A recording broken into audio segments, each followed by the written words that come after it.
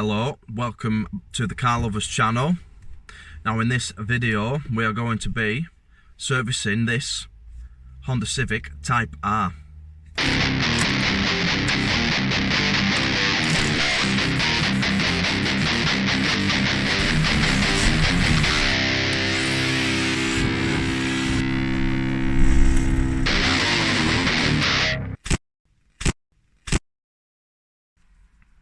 Right, so this car failed its MOT about 3 days ago. So we've done a set of brake pads and a tyre on it. It's now fully MOT'd. So we know that all suspension, steering components, etc. are all as they should be. So we've just got fluids really to do, tyre pressures and whatnot. So we've got engine oil and oil filter to replace. We've got some spark plugs and an air filter. And then we'll just go around and grease up all hinges and latches and stuff. So yeah, first thing, as usual, the gloves.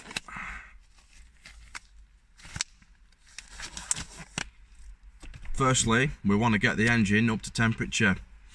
Now you can do that either with a 10-15 minute drive before you drop the oil, or you can run it up, check round, tyres and whatnot, lube up your hinges and latches, screen wash, top up your screen wash, check your power steering fluids. So yeah, we'll get the engine running, and then if you're unsure on the grade of engine oil you should be using, have a flick through your handbook.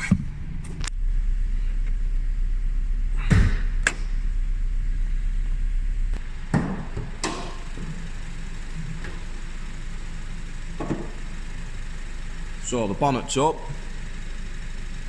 First thing I'm going to do is check screen wash, brake fluid, and then I'm going to grease up the bonnet hinges and latch. When checking the brake fluid, obviously you want to make sure the level is between minimum and maximum, but also brake fluid is hygroscopic, which means that it absorbs water from the atmosphere. So the older the brake fluid is and the longer it's been in the particular vehicle, the more chance there is that it has absorbed water. Now that's bad because obviously brake fluid boils at about 300 degrees C, whereas water boils at 100 degrees C. So the more water that is in the brake fluid, the lower the boiling point of that brake fluid is going to become. So there's more chance of brake fluid turning from a liquid to a gas, and therefore your brake pedal becoming spongy. Worst case, it isn't going to stop you when you need it to. So what we've got is this brake fluid tester. It's got a button on the top, tells us the battery's good. 2 prongs on this end. We're going to dip that in the brake fluid, and the more water that is in it, the more lights are going to light up on this tester. So we'll remove the cap,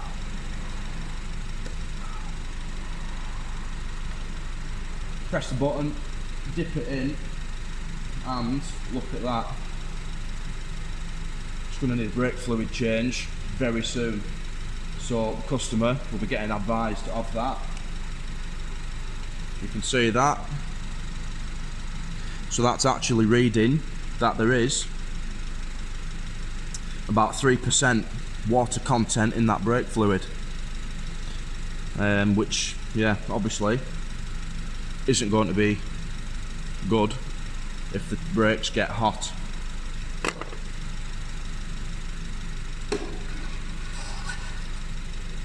Now screen wash, the cap just comes off.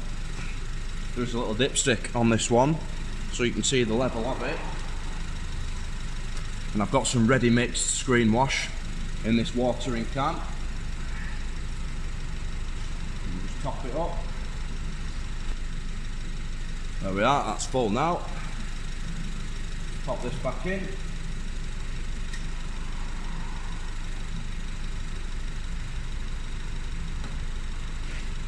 Now I also want to check this auxiliary belt, but because the engine's running, it's not a good idea to shove your fingers in there right now. What you can also check is any vacuum lines or coolant lines that are sort of in sight. Just give them a, you know, bit of a prod and a poke. Make sure there's no cracks or any leaks from them. All looks good.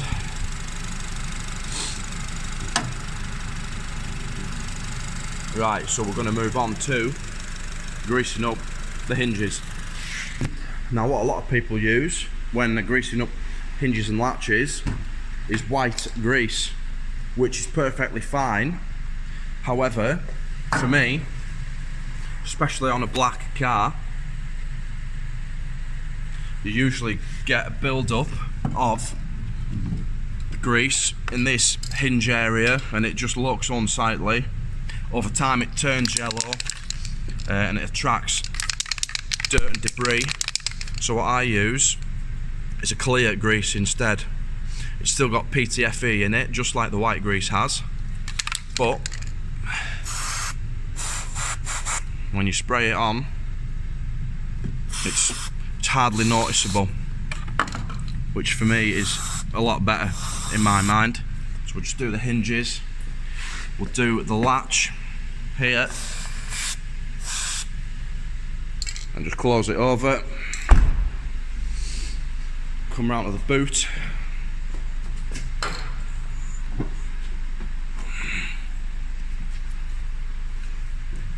do the same with the boot hinges.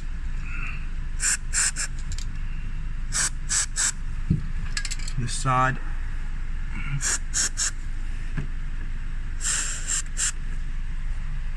And the latch.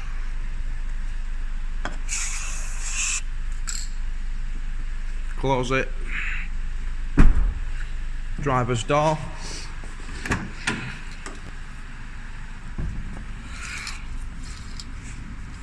Hinges again. Check strap. And the lower hinge. And then the latch here. Close it. And then finally the bonnet catch. And if you can see the hinges, some stuff you can't, they're tucked right under the base of the windscreen, so we're not going to be able to get the grease in there, but that's fine, they're protected from the elements anyway, so we'll leave that as it is. Right, we're now going to move on to tyre pressures, and if we look inside the driver's door, there's a sticker down here that tells us what pressure we should be putting in. So fronts 35 psi, rears 32 psi, and that's the same for all these tyre sizes. So let's just check the size that we've got, and we're on, if you can just make that out, 225 40 18, which is listed on this sticker. So yeah, let's get 35 in the fronts, 32 in the rears. So we'll just remove the valve cap.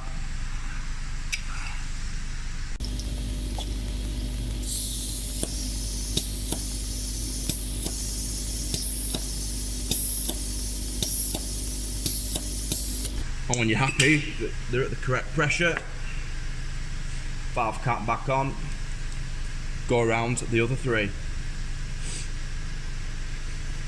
When you're happy that the engine's warm enough, if we just look in here, temp gauge showing half, so I'm going to switch it off, take it up in the air, and then take an undershield off if there is one. Haven't been under it yet, so I'm not sure. And then we'll get the sump plug out, get the oil drained. We've got a bit of an under tray, but I'm thinking if we take this silver centerpiece out, that should give us access to the sump plug. Got my trusty battery ratchet and a torch, hopefully get a bit of better light, and 10mm on the end of this.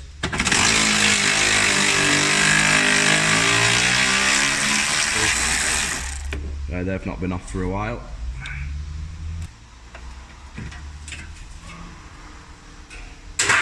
And there we go. Sump plug's right there. If you can see it, you can't. Let's move you closer in. Now, you don't have to have a lift to do this. A jack and a pair of axle stands will be just fine. Just I have access to one, so it's easier to use it.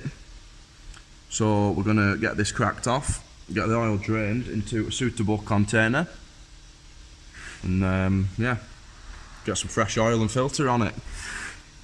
Now, as for the oil filter, I haven't even seen it yet. Right up there, look. How are we going to do this? So it's just there, you can see the end of it, my fingers, just here, look. That's going to be awkward to film for you, but I'll do my best. Right, I've got my container there, just on a stand. 17mm spanner, and we'll just, oh hey, might have to two-hand it. I'm gonna have to put you down.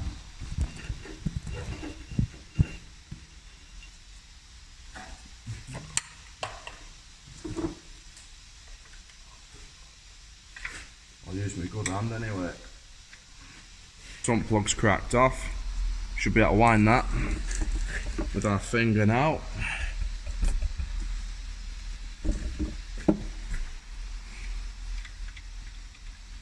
Be ready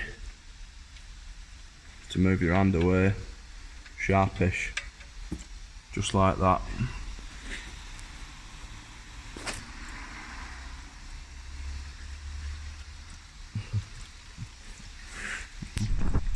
So we'll let that drain. The majority of that engine oil is now in here. I say majority. I'm not sure how much these take, but that looks probably about 3 litres to me. It may have been a bit low,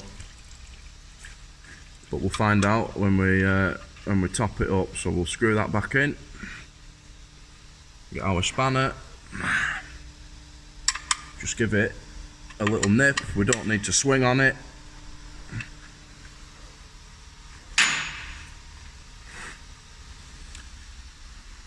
Now, if your sump plug washer looked past its best, obviously fit a new one. 9 times out of 10, any servicing I've ever done, there's never been an issue. So I haven't replaced this. Obviously we'll take it up and check it's not leaking before we send it out. So yeah, and we'll just clean that excess off, like so. Now for that filter, oil filter. Originally I tried with these oil filter grips, but couldn't get on square. So what I've had to do, if you can see up there, I've got a ratchet and a 3-legged oil filter claw, and we've just and so turning it. It's going to come loose now, but hopefully I can get my hand on it can't even do it by hand yet. Oh, we'll have to give it another turn with this claw.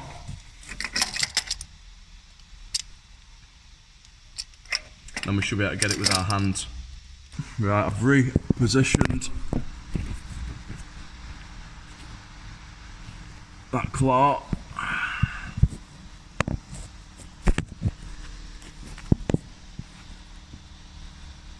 So, hopefully, it's going to start dripping oil soon. Try with my hand again. There we are, she's going, look. Just make sure our oil catch device is positioned where it needs to be. Don't knock it off. Oof. Yes. There we go. That's gone straight down my jumper. Lovely. Cut her off. Be careful on the last few threads because you may drop it. Nearly. Just caught it. And just manoeuvre it down, and there we go.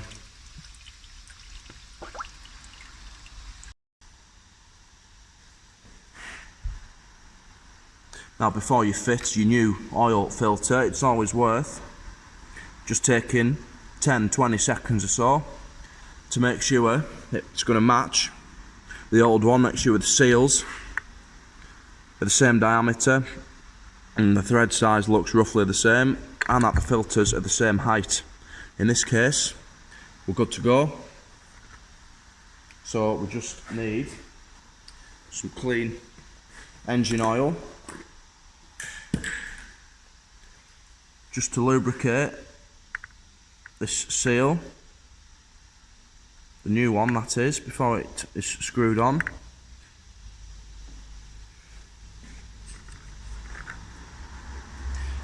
Now when we're screwing this on, it basically tells you on the filter what to do. Screw it on and then tighten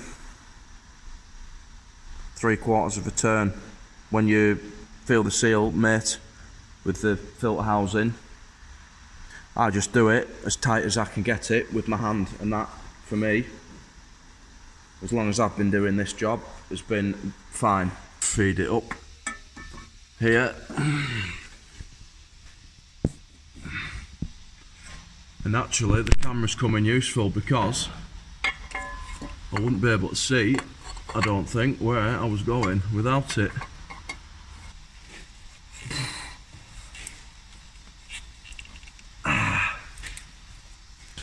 Clean any excess oil just so it doesn't give the impression that there's a leak. Squirt the filter. That brake cleaner should run down where any of the engine oil has run down to. Now we want to be topping the engine oil up. So first, fucking hell, it's obviously been a while since this has been off, so it's a good thing that it's getting a proper full service today.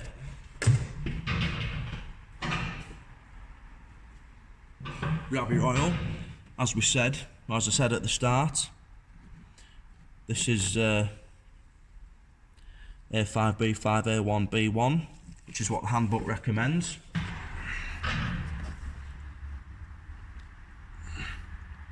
So I'm gonna, because I don't know the capacity, I'm gonna put about 3 litres in, let it settle for a minute. I'll change the air filter while it's settling, come back, check the level. If it's still not on the dipstick, I'll put another litre in. By that, it should be on the dipstick by then, I think. And then we'll just add it, you know, little bit by little bit, till we're near maximum level. Right, let that settle. And right now, change the air filter. So we're down here, 1 clip, 2 clips, back there, 3 clips. And this should just lift, hopefully, give us enough room. Perhaps unplug this airflow meter. Hopefully we get enough room just to wrestle it out.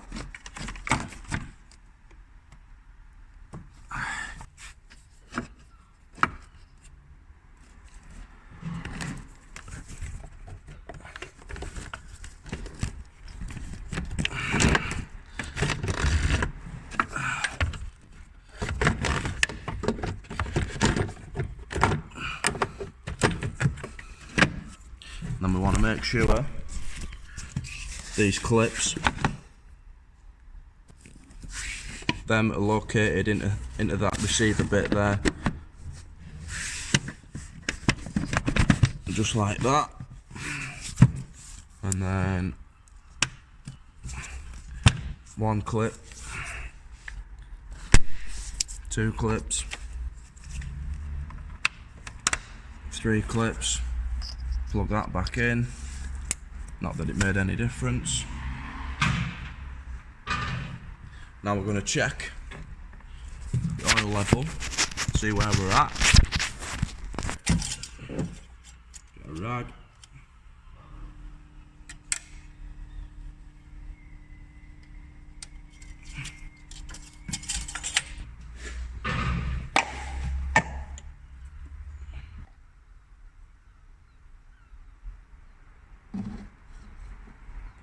Now while that's settling, we are changing the spark plugs as well.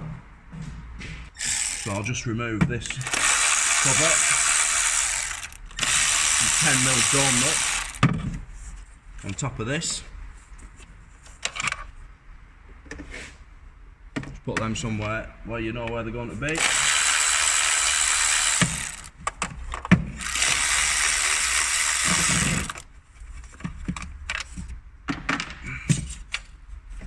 That should lift up and reveal 4 pencil coils there, look, and they're held in with 10mm as well.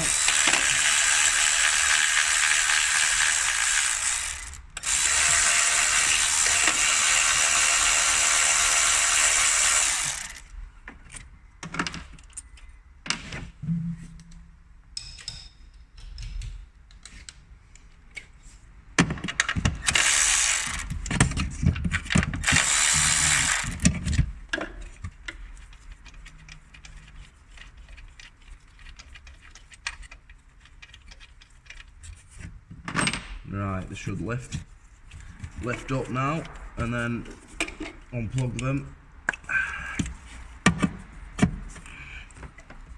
Well, that's awkward, isn't it? Might have to take the scuttle panel off. Right, back to engine oil.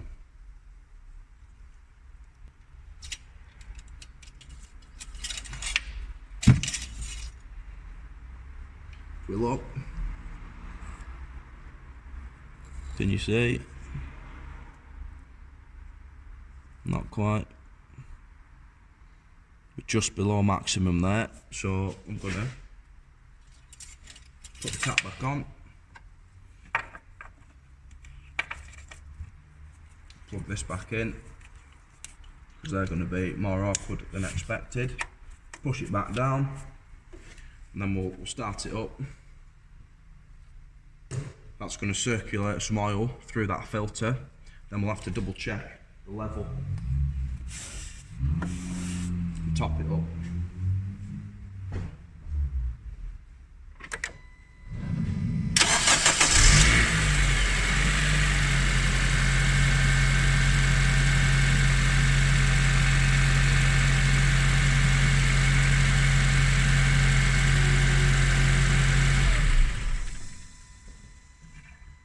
That's plenty. Coolant is here. Hopefully it's had enough time to cool down.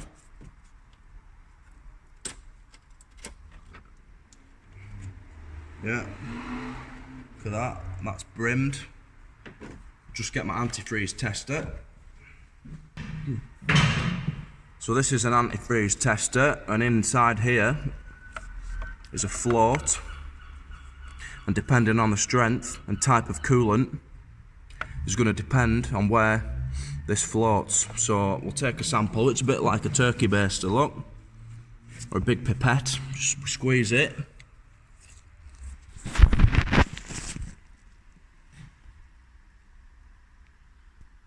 Take a sample, and then, so according to this, it's ethylene glycol, and if we look closely, minus 23 degrees is the protection that's in that.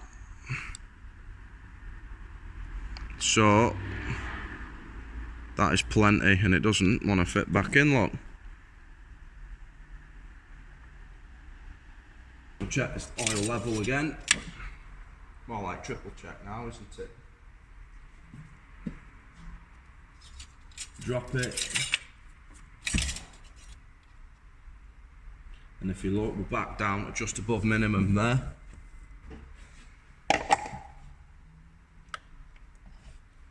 Half a litre or so, and then see where we're at.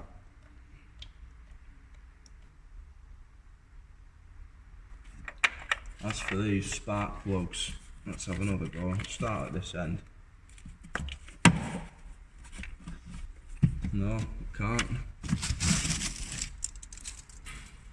I'm going to have to take this off by the looks of it. Fantastic.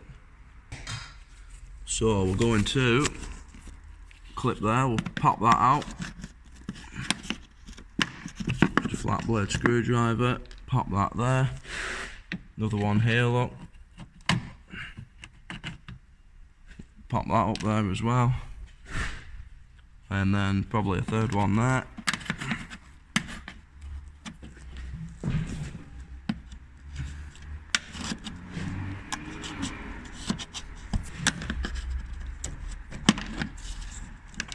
Pop that there. That bit should lift out now. Move any bolts that you might have stored on there. Bad habit of mine, that. Pop them on this tray.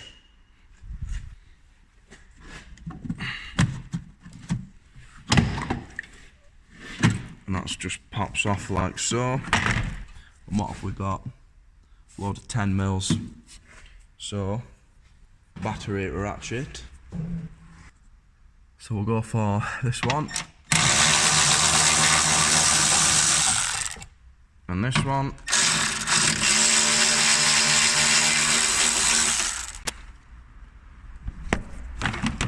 One down there as well.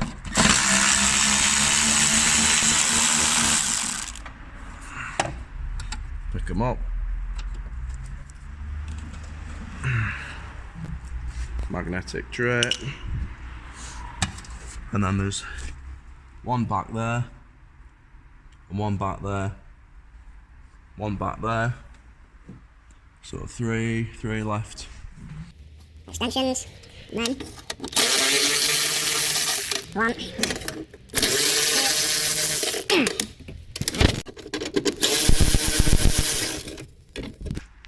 And this should come free, come out of our way.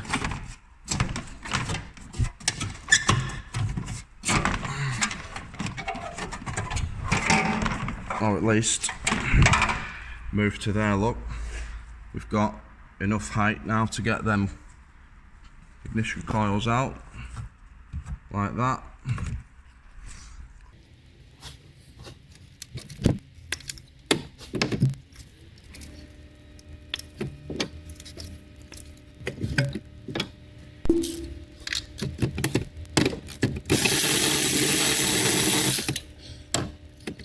Right, so plugs out. That's the old one. That's the new one. there isn't actually much difference in the gap between the 2 points there, but seeing as we're in this far, may as well shove them in. Take the other 3 out and put the new ones in.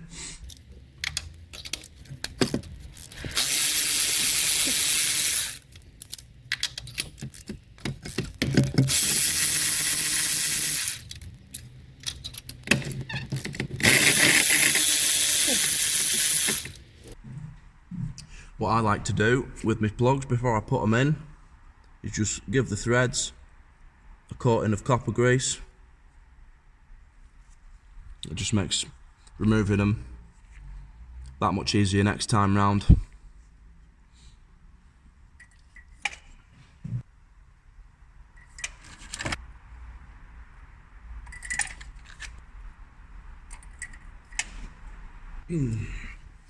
I'm just going to get these plugs started by hand before I grab my ratchet.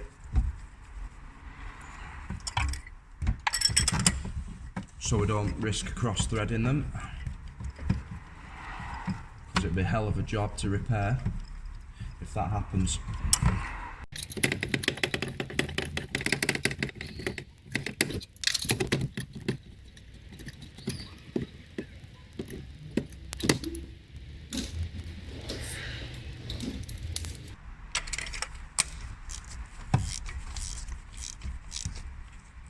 And then just a nice snip. Obviously they've got a compression washer on there, which is designed to be compressed, so obviously you don't want to be swinging on them. If you're unsure, just then follow the torque settings are recommended. Double check. Sorted. Pop these coils back in. 2, 3, 4, plug them in.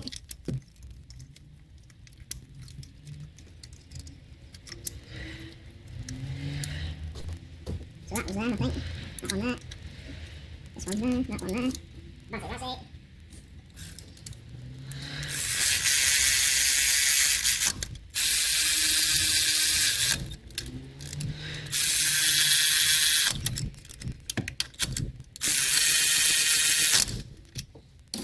I'll cover, put that back on.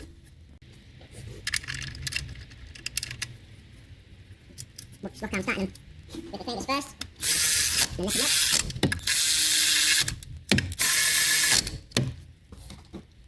And then just put back together what we've removed in reverse order. One last thing, just make sure that engine oil is just below maximum level. So we'll do that now.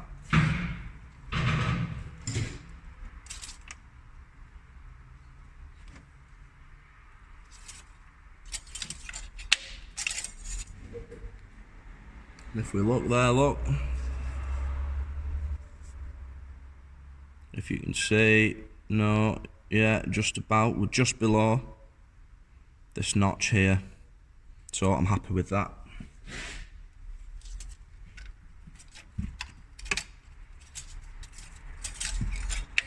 Now we're going to run it up and then just make sure the sump plug and the oil filter aren't leaking, as we've obviously had them off and therefore disturbed them.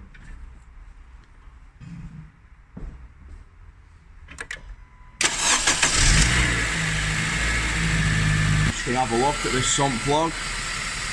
If we look, it's bone dry. Oil filter, we're going to have to come round here, I think, aren't we?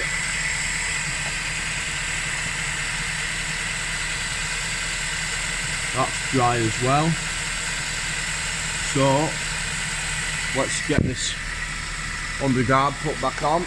What I'm going to do first, obviously these bolts were tight as hell to remove, so I've got some maintenance spray. Just going to apply to all these body nuts.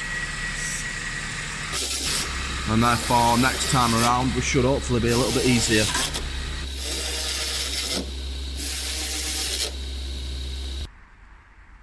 One thing I didn't mention was the fuel filter, and that's because it was listed as a lifetime filter, so it's therefore going to be in the fuel tank or built into the fuel pump in the tank. Well, that's the service complete on the Civic. Hopefully it helped a few of you out. We're going to be getting round to some projects in the next video, so thanks for watching and we'll see you then.